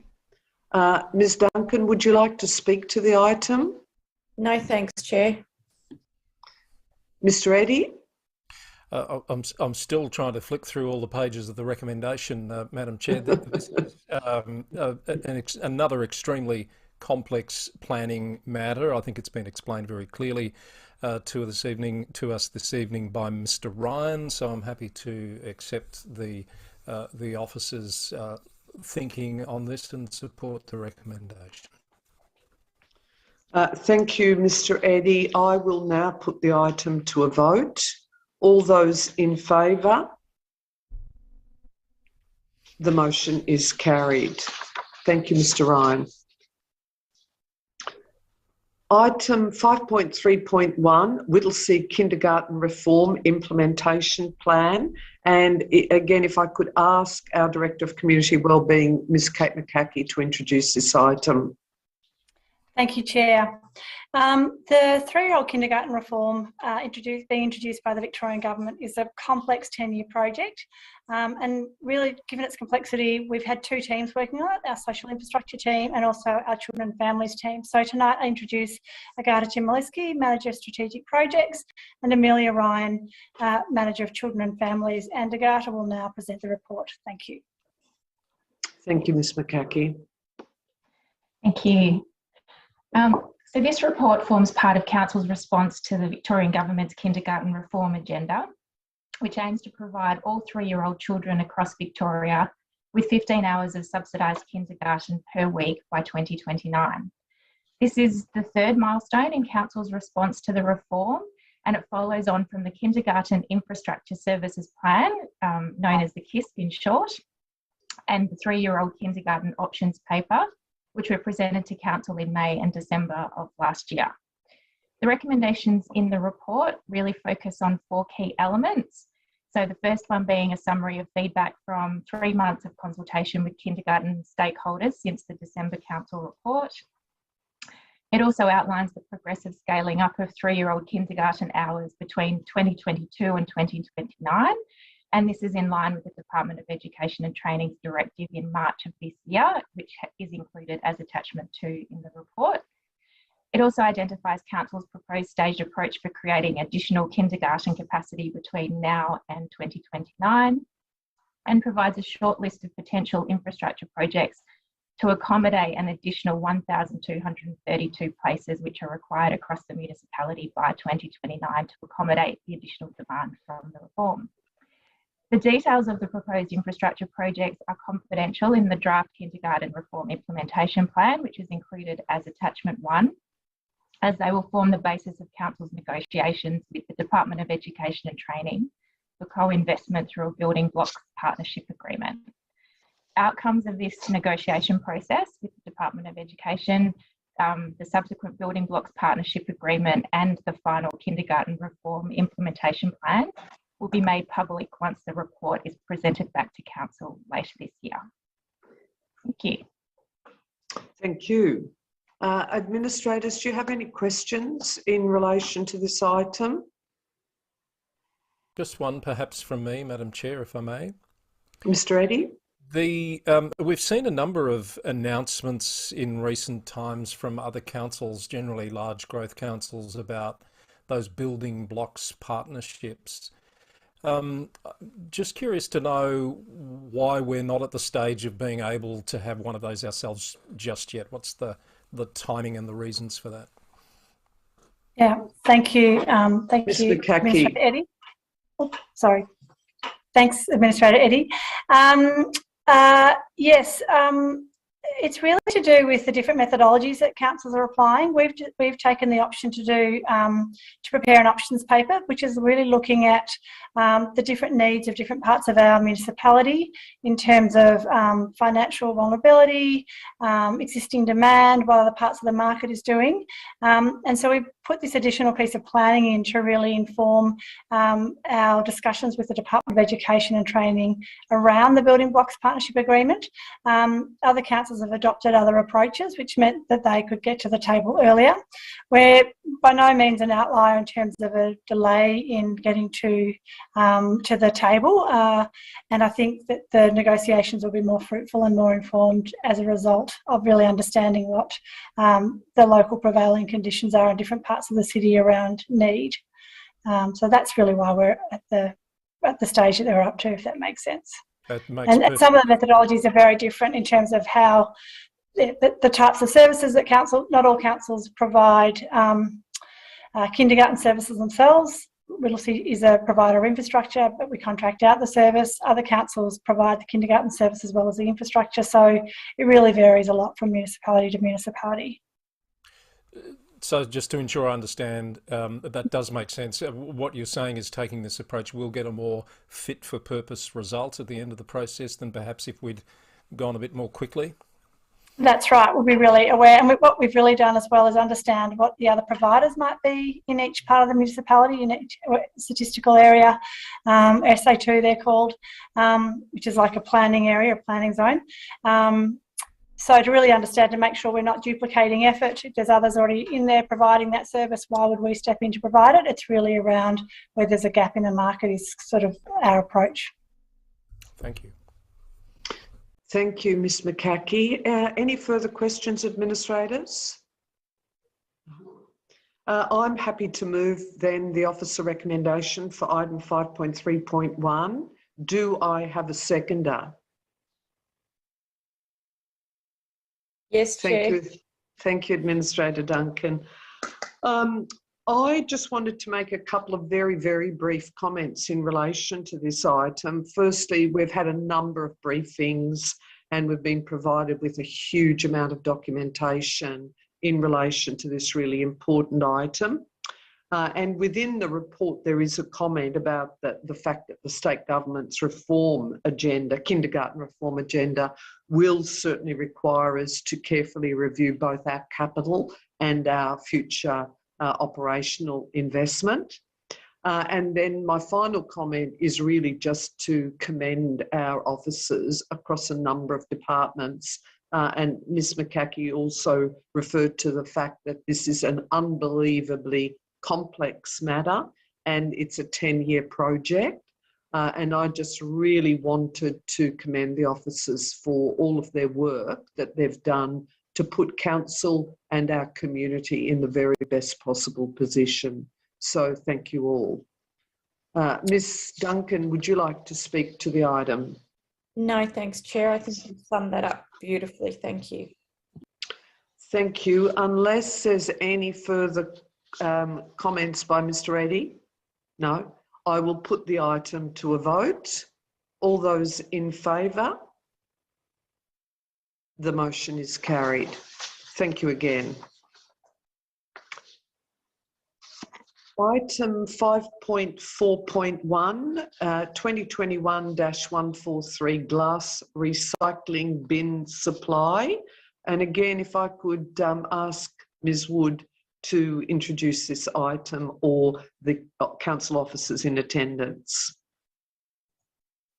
Thanks, Lydia.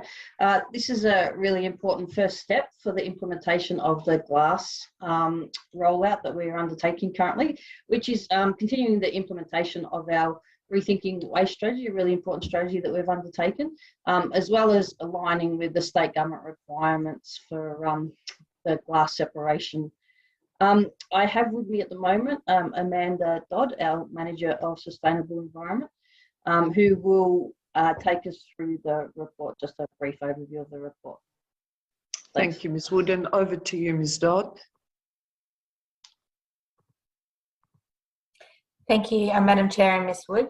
The purpose of the glass recycling bin contract is for the supply and distribution of 120 litre bins with a purple lid to residential households across the municipality.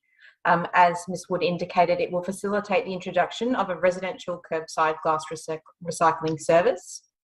The implementation of the glass recycling service is identified as a priority action within our Rethinking Waste plan, and service for the glass bins will commence around September of this year. The project is in line with the state government's Recycling Victoria policy, which establishes the requirement for all Victorians to have either a separate glass bin for recycling or access to glass services by 2027. The report seeks that Council accept the tender for the glass recycling bin supply submitted by Sulo MGB Australia, approve the funding requirements detailed in the confidential attachment, and delegate the authority to execute the contract documentations to the CEO. Thank you. Thank you, Ms Dodd. Administrators, do you have any questions relating to this item? Mr Eddy? Thank you, Madam Chair. Ms Dodd mentioned the state government requirement of the rollout of this. Did you say 2027? Ms Dodd? Yeah, so we would need to be doing this anyway. We're obviously moving perhaps a little bit more quickly than some others. I note in the report when the Rethinking Waste plan was being developed that I think it was 52% or thereabouts favoured a curbside collection of glass and 40% favoured a container deposit scheme, which reminded me that we do have a container deposit scheme coming, don't we? Do we have any detail yet on what that might look like in our municipality in terms of residents' access to a CDS? Ms. Wood or Ms. Dodd, or you might want to take the question on notice. Ms. Wood? Look, it's very early days, and we are continuing to have conversations with the state government around what that might look like. So we don't have any, I wouldn't say we have any detail unless Amanda can add anything to that. But it is certainly something that we will work quite closely with the state government to when they're ready to start to roll that out, Administrator Eddie. But if Amanda had any more information than that, happy for it. No, I see some shaking of heads. Ms. Dodd, did you want to say anything further, or is this the subject of a future briefing and council report? Yes, when we bring forward the contracts relating to the processing of the glass service, there'll be additional detail that we'll be able to provide you in relation to the CDS. But at this stage, as Ms. Woods indicated, we don't have a huge amount, but there'll be a bit more in the upcoming briefing on that processing contract. Thank you, Ms. Dodd.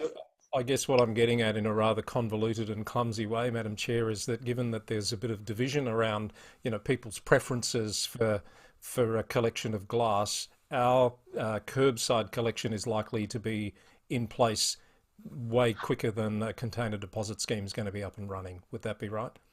Yeah, correct. Thank you. I should have just asked that at the outset. I'm sorry. Any further questions, administrators? I've just got a really quick one. Ms. Wood or Ms. Dodd, I note the contract's for a really short period. It's from June 2022 to 31st of October 2022. What happens in relation to new bins, new properties that come online and replacement bins? Ms. Wood? Thanks, Chair. Again, I'll answer, but if Ms. Dodd has anything to add, I'll allow her to do that. The tender that we have for collection actually includes replacement bins. So replacement bins and new bins will be picked up as part of that contract, not this contract. This is actually just for the rollout of the new bins to start the service. Okay. Thank you, Ms. Wood. Many people know that I love everything waste, in this case rethinking waste. However, I'm going to seek a mover for the officer recommendation for item 5.4.1. I'm happy to move this, Madam Chair. Thank you, Ms. Duncan. And do I have a seconder? Well, I'm happy to, Madam Chair. I feel like I'm depriving you of an opportunity if I do. Please feel free to, Mr. Eddy. Would the mover or seconder like to speak to the item? No, thanks, Chair. Mr. Eddy? Look, I think we've covered it in the questions. I think this is an important first step. Our survey responses tell us that the community wants to see glass recycling in some way, shape or form. I think at a higher level, it's really important that we start to address this because there's so much contamination of glass in other curbside waste, and we need to separate them out to do a better job in terms of our environmental sustainability credentials. So very supportive of whatever steps we can take towards this. Thank you, Mr. Eddy, and I totally concur with that as well. I'll now put the item to a vote. All those in favour? The motion is carried. Thank you. Item 5.5.1, confirmation of minutes and associated actions of Cmac meeting held on 7th of April 2022 and 2nd of May 2022 and extension of independent member term. And if I could ask our Executive Manager of Governance and Strategy, Mr. Frank Joyce, to introduce this item. Thank you, Chair. The Cmac, which is the Chief Executive Officer Employment Matters Advisory Committee, is a formally appointed advisory committee of the City of Whittlesea. It comprises of 3 administrators and 1 independent member, who is also chair of the committee. Ms. Margaret Devlin was appointed in July 2020 as the independent member, and her current appointment is until the 6th of July 2022. So Cmac's role is to report to Council and provide recommendations and appropriate advice and information on matters relating to the CEO's employment, performance and remuneration. The Cmac meetings were held on the 7th of April 2022 and the 2nd of May 2022, and the confidential minutes for the meetings have been provided to Council for noting. The main items in discussion were the CEO's 6-monthly performance report against the established performance indicators and remuneration review considerations for the upcoming annual review in October 2022. It was also recommended for Council to endorse the recommendations from Cmac, including feedback to the CEO on his performance, indicating significant achievements and reform across the organisation, and supporting the CEO priorities identified for the next 6 months. A final recommendation was that Council extend the appointment of Ms Devlin until the 31st of December 2022 as independent member to provide consistency of the committee until the end of this calendar year, noting the value that Ms Devlin has provided the committee since her appointment. I put forward the recommendations as outlined in the report. Thank you very much, Mr. Joyce, for that comprehensive overview. Administrators, do you have any questions relating to this item? No? No. So I'm happy to move the officer recommendation for item 5.5.1. And do I have a seconder? Seconded. Thank you, Mr. Eddy. I just wanted to make a couple of really quick comments, if I could, and some of them echo Mr. Joyce's comments. Firstly, I wanted to note that all administrators are members of this Cmac committee, and we take our role in relation to that committee incredibly seriously. It's a really important committee that in turn makes recommendations to Council. And I also wanted to reinforce a point that Mr. Joyce made, that it's very clear from the summary that's been provided within the public report that it is our view that there's been an incredible amount of work that's been achieved and reform over the past 6 months, led by the CEO, his executive leadership team and staff right across the organisation. And it is also really important to acknowledge that that has been in the context of incredibly difficult circumstances associated with the pandemic. So we really commend the CEO and the executive leadership team and staff for all of their efforts over the last 6 months. And I just wanted to note that I believe that best practice across local government is actually having an independent person chairing the committee and also providing their input, and somebody who's got technical expertise. Mr. Joyce outlined the key roles and functions of this particular committee, which in essence relate to a whole range of important CEO contractual matters, whether it is to do with contract terms and conditions, key performance indicators, performance appraisal, remuneration review.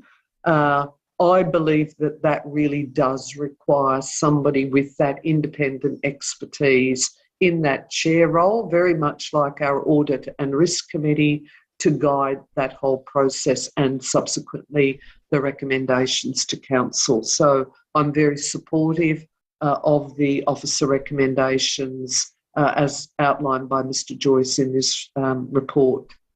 Mr. Eddy, would you like to also speak to the item? Thank you, Madam Chair. I agree with all of that. I would like to add my congratulations to Mr. Lloyd on a very successful 6 months under extremely trying circumstances, as everyone knows. I think it's been both challenging but also rewarding in terms of the outcomes, and I know it's a work in progress. I think Mr. Lloyd would be the first to say that. It is a work in progress and there's lots more to be done, but so far, so good. And also to support your comments, Madam Chair, about the value of having that independent advice on this committee. I think managing the employment life cycle of the CEO, to put it in the terms of IBAC in one of their reports from a couple of years ago, is one of the most important tasks that any council will have. So to echo your sentiments, that we do take that role extremely seriously and value that independent advice that brings a different perspective to those discussions. Thank you. Thank you, Mr. Eddy. Any further comments, Ms. Duncan? No, just concur with everything that's been said. Thank you. I'll now put the item to a vote. All those in favour? The motion is carried. Thank you. The next item is item 5.5.2, proposed motions, MAV State Council. And again, if I could invite Mr. Joyce to introduce this item. Thank you, Chair. The Municipal Association of Victoria, the MAV, is the peak body for local government in Victoria. The MAV State Council meets twice a year and considers proposed motions of statewide significance from members' councils. It is proposed that Council submit 4 motions to the State Council meeting, scheduled to be held on the 24th of June 2022. The rationale for the motions and why these are important for Council, the local community and the local government sector is outlined in the report. The proposed motions align with and promotes Council's operational priorities and ongoing advocacy efforts to other levels of government, and they relate to standardising cat and dog registration fees, cat confinement laws, and introducing mandatory cat desexing for newly registered cats in Victoria, reviewing the maternal and child health program, including investing in a new IT system, improving the diversion of municipal waste from landfill through an integrated bin collection day app, and making the Officers for the Protection of Local Environment program permanent and rolling it out to all councils. It is recommended that Council support the submissions of the 4 motions as outlined in the report. Thank you, Mr. Joyce. Administrators, any questions in relation to this item? No, if not, or is Mr. Eddy considering a question? I was, but I'm going to think better of it. If that is the case, do I have a mover for the officer recommendation for item 5.5.2? I'll move it instead. So. Thank you, Mr. Eddy, and I'm happy to second this, the officer recommendations. Mr. Eddy, would you like to speak to this item? Thank you, Madam Chair. Look, I'm really pleased that we've got 4 items of substance really here to be recommending that the MAV advocate on behalf of the sector. These are all things that have come up during our discussions, whether they be during briefings on matters or things that have come through this chamber, virtual chamber as it is tonight, when we're considering items of importance for Whittlesea. I guess the question I was going to ask, but I was really, I realised asking a question I knew the answer to, and that is that we have seen a couple of iterations of the first one to do with the domestic animal management side of things.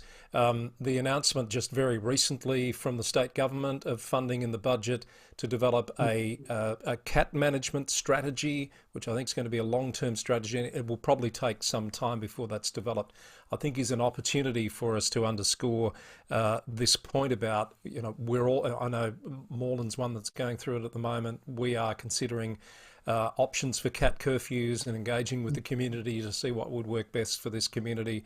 And we're certainly not the first to be doing this. Some more uniform approach to these issues across the state would be welcome. So that's why we're suggesting those issues there. Maternal and child health has been one of great concern for some time, and there's been some discussion that the state budget didn't provide the level of support that people were hoping for that. So we need to keep that one at the forefront of thinking.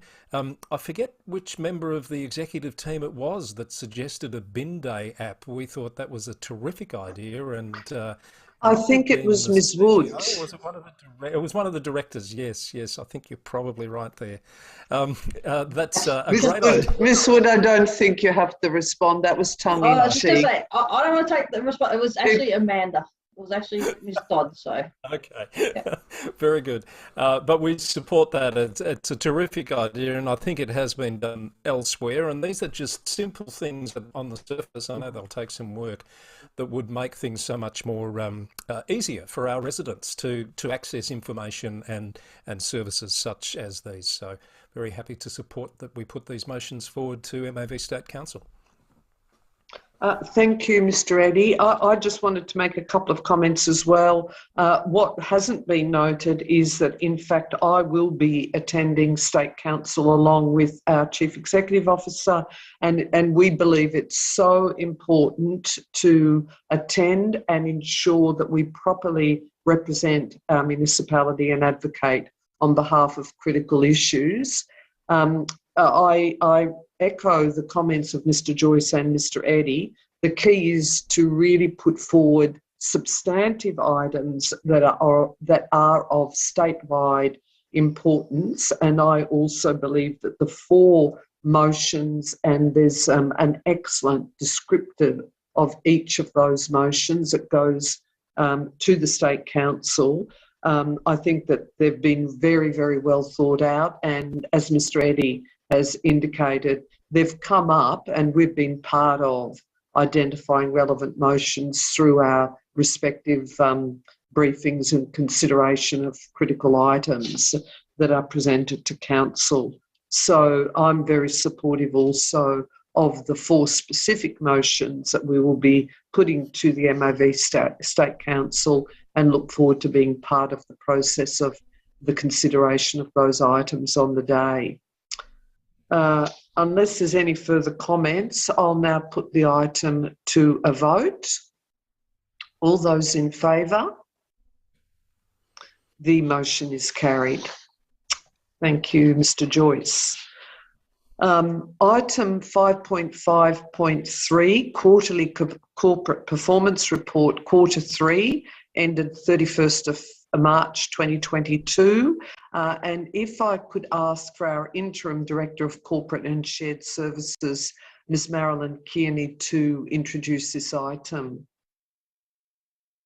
Thank you, Ms. Kearney. Thank you, Chair. The report notes the performance of the Council for the 3rd quarter, or up to including the 3rd quarter, of the community plan actions and its financial performance. It's pleasing to note that 104 actions are reported as either completed or on track, with only 12 actions reported as actions requiring additional action or deferment. It estimates that 59% of all capital works being completed by the year end, with the majority of the balance of projects to be completed in the next financial year.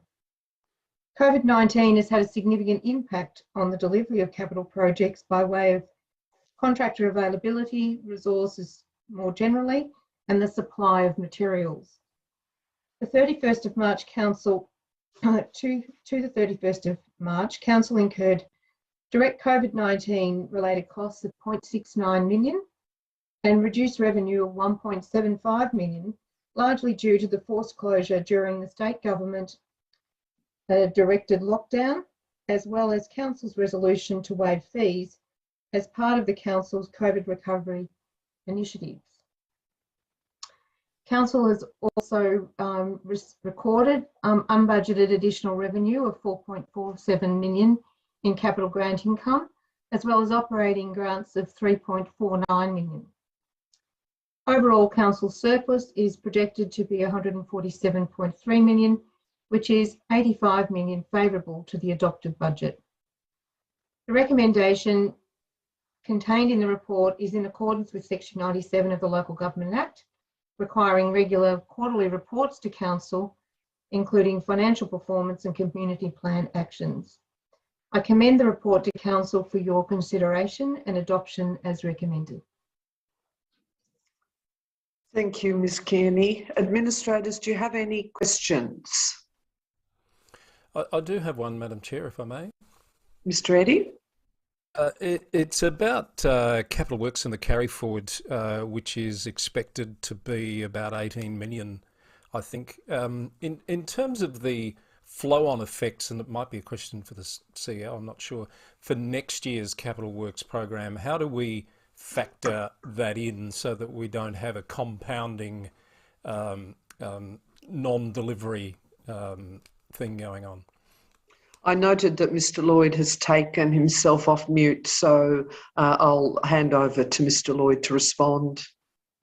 Thank you, Chair. Yeah, Administrator Eddy, as you would remember, with the draft budget that we've put together for next year and the capital program that's recommended in that report, we've taken the approach of building in a lot more planning for next year's capital program. So there's a lot more of a focus on the pipeline of projects. So a lot more design and specifications work to ease the pressure on next year's build so that we're able to finish off this year's capital works.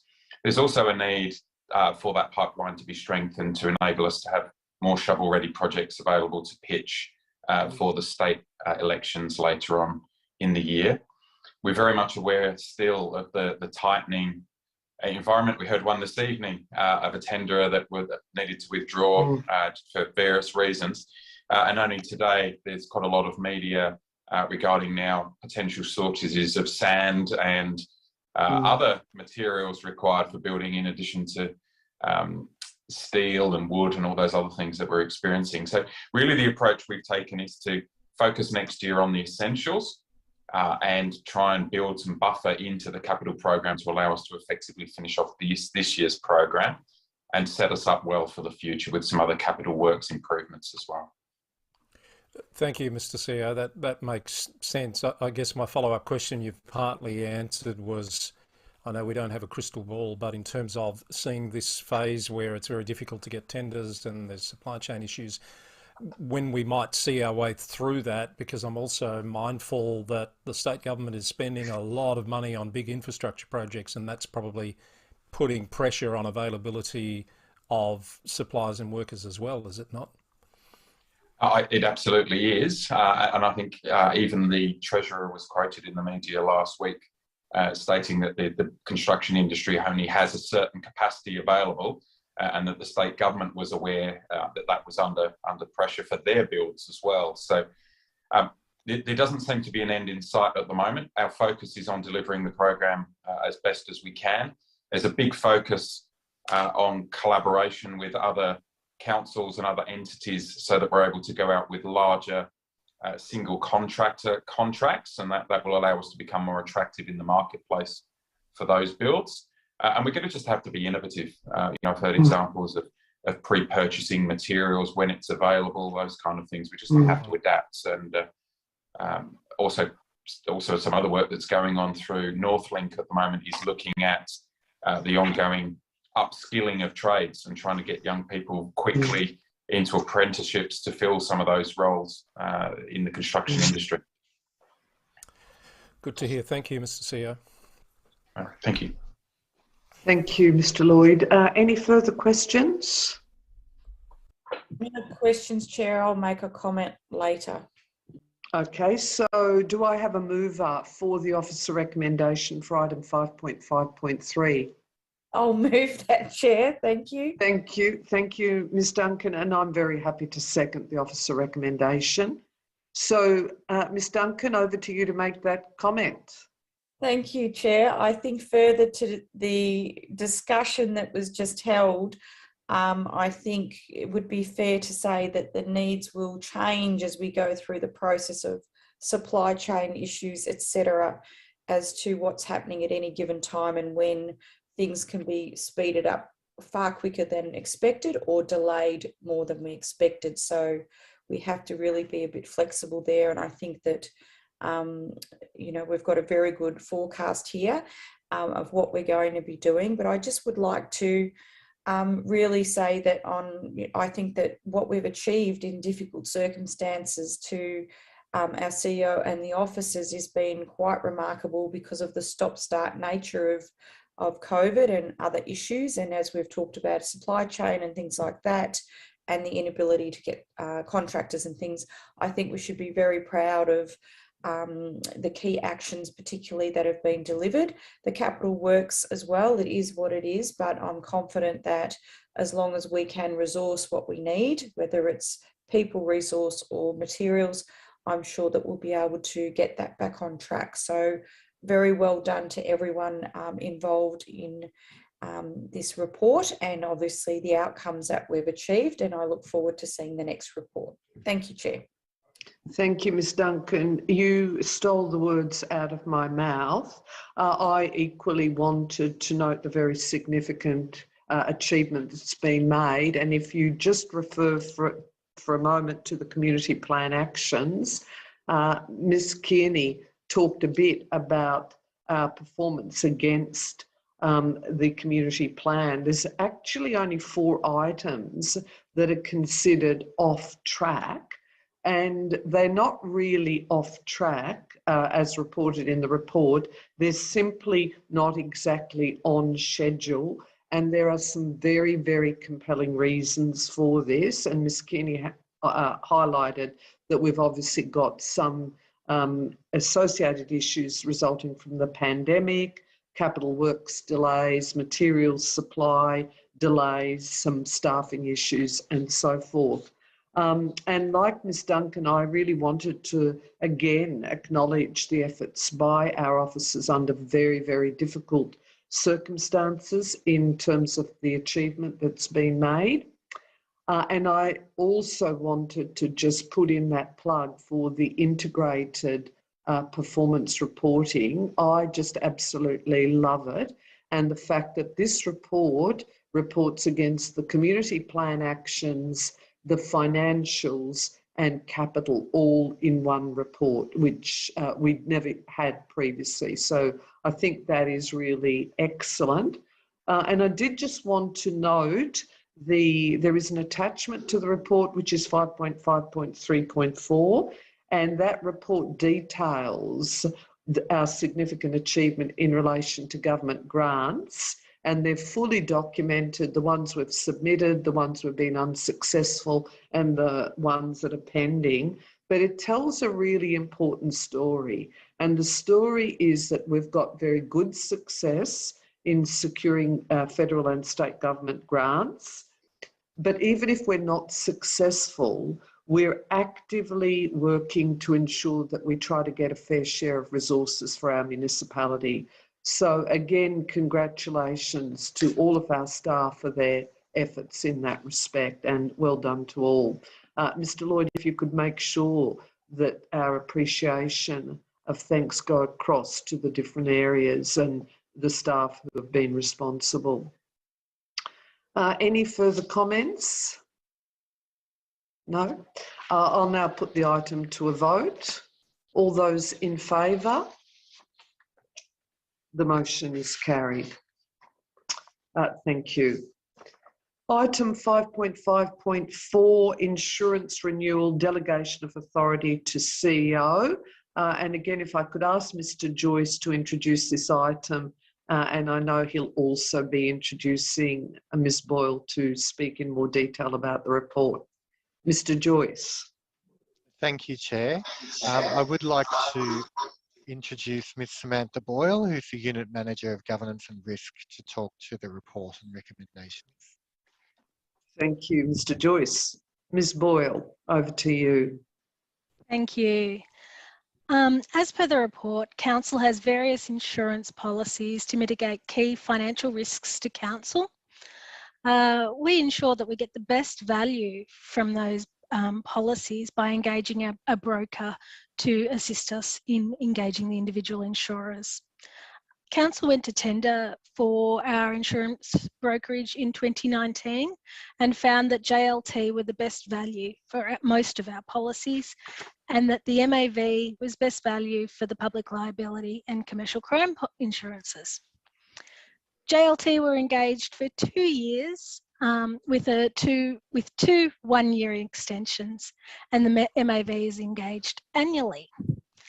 Unfortunately for us, the insurance renewal process is dictated by the insurance market, and this creates a bit of delay in undertaking this process, and it's undertaken quite close to the end of the financial year. This makes it difficult for us at Council to go through the standard Council approval process. Therefore, this report recommends the delegation of approval for Council to be for the 1 year extension for JLT and an additional year with MAV be delegated to the CEO to ensure that we get the best value from our policies. Thank you very much, Ms Boyle. Administrators, any questions of Ms Boyle or Mr Joyce? No, and I'm happy to move if there are no questions, Madam Chair. Thank you, Mr Eddy. Do I have a seconder? I'm happy to second, Chair. Thank you, Ms Duncan. Mr Eddy, would you like to speak to the item? Very, very briefly, Madam Chair, as explained by Ms Boyle, this is necessary for us to delegate the authority to the CEO to ensure a smooth transition of these contractor arrangements from one financial year to the next, and I'm happy to move. Thank you. Anything further, Ms Duncan? No. I will then put the item to a vote. All those in favour? The motion is carried. Thank you, Ms Boyle. I note that there are no notices of motion. Administrators, are there any items of urgent business? No. No. Accordingly, I'll now ask Administrator Peter Duncan if she'd like to provide an update to both the Council and members of the public in relation to activities over the past month. Ms Duncan. Thank you, Chair. It's been quite busy, which has been excellent, getting out and about.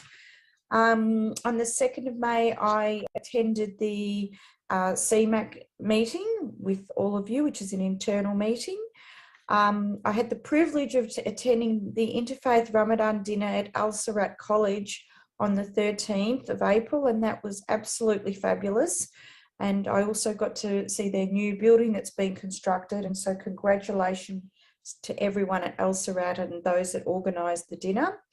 I attended the Anzac Day Dawn service at the Epping RSL sub-branch, which was a wonderful, wonderful service. There were a lot of people there paying their respects, and it was a delight to have been there with yourself, Chair. And I've also attended 2 coffee sessions, coffee with council sessions, the last one being in Bandura, and that's been a great experience and great opportunity to meet with our community. And we've received a lot of really good feedback in terms of what's on their mind and what's keeping them up at night, which we have brought back to council officers. And then we had the pleasure of conducting a citizenship ceremony for 118 attendees last week, which is always a joy and a delight to do. Thank you, Chair. Thank you, Ms Duncan. Are there any questions of Ms Duncan? Mr Eddy? No questions, Madam Chair. I have no questions either. So, Mr Eddy, could I now hand over to yourself to also provide an update in relation to your key activities over the past month?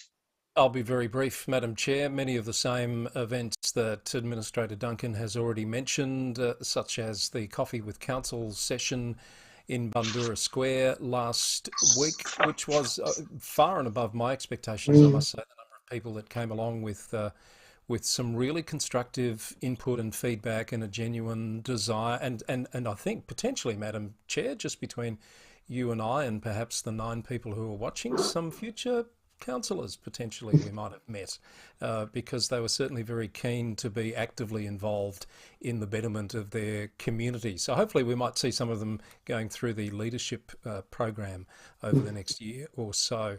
Some things that I've done that are a little bit different. I attended the Victorian Greenhouse Alliance's annual conference a couple of weeks ago. That was a really interesting and eye-opening experience. Some of the cutting-edge innovative projects that are happening around the Greenhouse Alliance space in local government. The local member Lily D'Ambrosio was there doing an official opening and announcing some further initiatives to gather information so that appropriate decisions can be made about emissions generally. I was also at that very excellent citizenship ceremony in the I'm having a mental blank. What's it called? The Plenty Valley Arts Centre. The first time I've attended an event in that facility. It was terrific. And I had the great pleasure of joining the CEO this week at Peter Hopper Lake to hear local member Andrew Giles, as I mentioned at the outset of the meeting tonight, announce a $2 million contribution or funding commitment from federal Labor, pending them getting elected, of course, this coming weekend. That would go a long way towards being able to bring that project along to deliver what many people in the community are expecting to see there. So it was good to be part of that, and I think that's where I'll leave it. Thanks, Madam Chair. Thank you, Mr. Eddy. Any questions or points of clarification, Ms. Duncan? No, and I have none either. So I'll also just make a brief report on some of the key highlights of the past month. I attended another board meeting of the Yarra Plenty Regional Library Corporation, and obviously with my colleagues, and it's been the subject of a report this evening, attended the CEO Employment Matters Advisory Committee. I also chaired the Whittlesea Community Connections Finance Audit and Risk Subcommittee. Ms Duncan already noted our attendance at the Epping RSL Anzac Day dawn service, and it was an absolute enormous privilege for me to lay the wreath on behalf of the City of Whittlesea at that particular service. Really moving and wonderful, and as Ms Duncan reflected, it was just so wonderful to see so many people back out and about again. I also attended the official opening of the Hillsview Recreation Reserve Turf Sports Ground with the Minister, the Honourable Lily D'Ambrosio, who is also obviously member for Mill Park. And again, it's just wonderful that we're doing so many sod turns and opening different important infrastructure projects. With the CEO, I attended the launch of the Whittlesea Youth Mentoring Program, which is in partnership with two of the local learning and employment networks. And I also just wanted to note the Coffee with Council, which was session 2 at Bundoora Square, just to echo the comments that have already been made by my colleagues, that was just quite wonderful. We had really good representation from both business and community members, and some really important issues were raised with us, a number of issues, and all of those have been itemised and, as Ms Duncan said, taken back to Council for follow-up. So thank you to everybody who attended that Coffee with Council, and we'll look forward to the next session. And also, Ms Duncan, I too attended Al Surat College, and it was wonderful to be there and see the facilities, and this time it was in relation to a flag raising ceremony. So really eventful month, and it was great to get out and about again. Happy to respond to any questions anyone might have. No? So on that note, I will hand over to our Chief Executive Officer and also ask him to provide an update to Council and the community. Mr. Lloyd. Thank you, Chair. So in the last few weeks, I've had the opportunity to attend with administrators and others a number of events Last week I represented the city at an announcement by the Prime Minister, Scott Morrison, related to the Beveridge intermodal freight terminal. We joined with colleagues from Mitchell and Hume for that announcement. Also had the opportunity last week to represent council with our interface colleagues in a meeting with the Treasurer, talking about the financial situation of councils and future opportunities for collaboration between the Interface Councils group and the state government.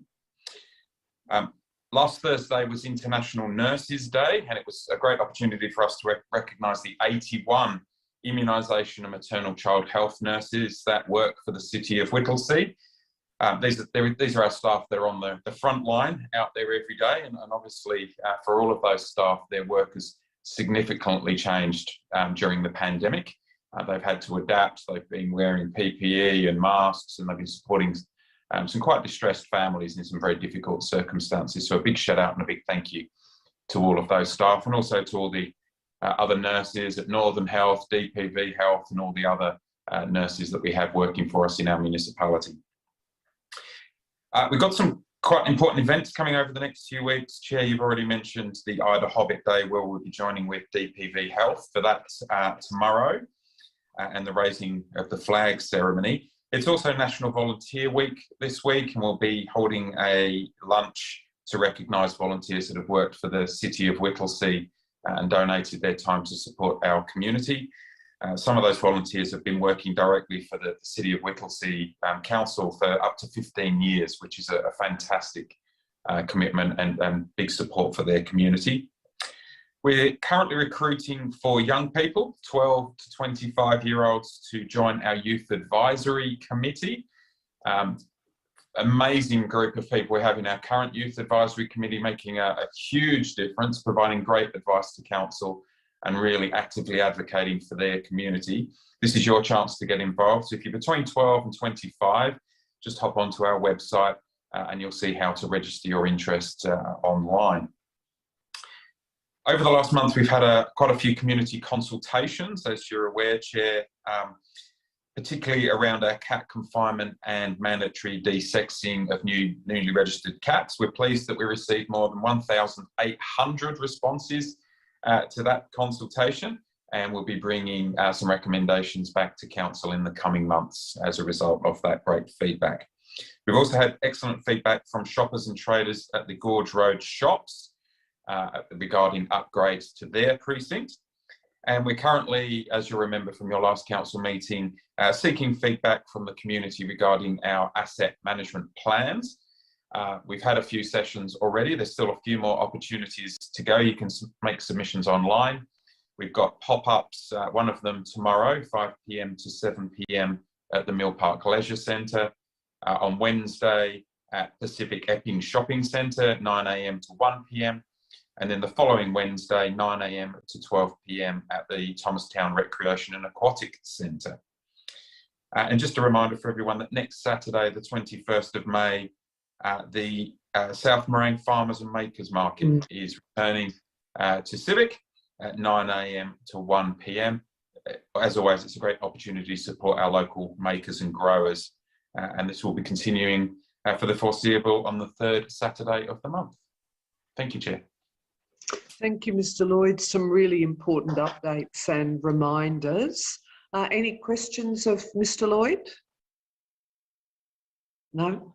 I do note that all of our verbal reports will be documented in the minutes. I note that there's no confidential business, and there being no confidential business, that brings us to the end of the meeting, and therefore I declare the meeting closed.